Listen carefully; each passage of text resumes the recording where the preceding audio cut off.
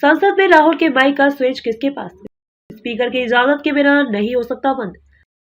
नमस्कार, आप देख रहे हैं नेशन न्यूज नेटवर्क। आइए नजर डालते हैं आज की बड़ी खबर पर। पूरा कंट्रोल एक चैम्बर में 6 मार्च 2023 जगह लंदन में हाउस ऑफ कॉमन्स का ग्रैंड कमेटी रूम। कांग्रेस नेता राहुल गांधी ब्रिटिश सांसदों को संबोधित कर रहे थे। इसी दौरान उन्होंने कहा कि हमारे यहाँ लोकसभा में अक्सर विपक्षी सदस्यों के माइक बंद कर दिए जाते हैं। हमारे माइक खराब नहीं है, वे काम कर रहे हैं, लेकिन फिर भी आप उन्हें ऑन नहीं कर सकते। मेरे बोलने के दौरान ऐसा कई बार हुआ है। राहुल भारत जोड़ो यात्रा समेत कई मौकों पर संसद में माइक बंद करने का मुद्दा उठा चुके हैं। 7 फरवरी 2023 को राहुल गांधी लोकसभा में राष्ट्रपति के अभिभाषण पर बोलकर बैठे थे। तभी स्पीकर ओम बिरला ने नसीहत दी कि सदन में या सदन के बाहर ऐसी टिप्पणी नहीं करनी चाहिए कि अध्यक्ष महोदय माइक बंद कर देते हैं। जवाब में राहुल ने कहा, अध्यक्ष जी, ये रियलिटी है, आप माइक बंद कर देते हैं। राहुल के लंदन में दिए बयान पर उपराष्ट्रपति जगदीप धनखड़ ने कहा कि लोकसभा बहुत बड़ी पंचायत है जहां आज तक माइक बंद नहीं हुआ है। इस पर कांग्रेस प्रवक्ता सुप्रिया श्रीनेत्र ने फरवरी 2021 का एक वीडियो पोस्ट किया।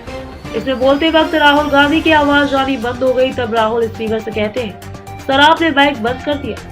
इसी बीच लोकसभा में कांग्रेस संसदीय दल के नेता अधीर रंजन चौधरी ने 15 मार्च को स्पीकर ओम बिरला को लेटर लिखकर बताया कि मेरी सीट का माइक 3 दिन से बंद है। मैंने इस बारे में चौधरी से बात की।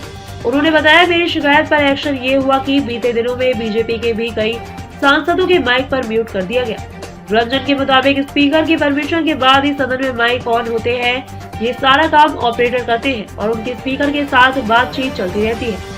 आपका माइक बंद था तो आपने शिकायत 3 दिन बाद क्यों की? मेरे यह पूछने पर रंजन बोले, हम तो हर रोज बोलते हैं लेकिन कुछ होता ही नहीं, इसलिए इस बार चिट्ठी लिखकर शिकायत की। चिट्ठी लिखने का ही तो असर हुआ है कि आप लोग हमें फोन लगा रहे हैं और सवाल पर जवाब मांग रहे हैं, यानी मेरी शिकायत का असर तो हुआ है।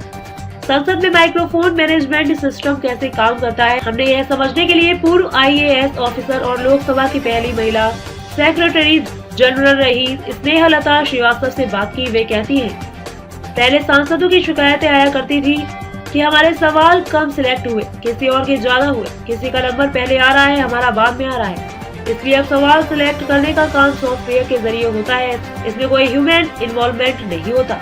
लोकसभा के प्रश्नकाल में मौखिक तौर पर 20 सवालों का ही जवाब दिया जा सकता है, जिन्हें तारांकित प्रश्न कहते हैं। राज्यसभा में ऐसे अधिकतम 15 सवाल किए जा सकते हैं, जिन सवालों का जवाब लिखित में दिया जाता है। लोकसभा में ऐसे 230 सवाल पूछे जा सकते हैं, राज्यसभा में यह संख्या 160 है।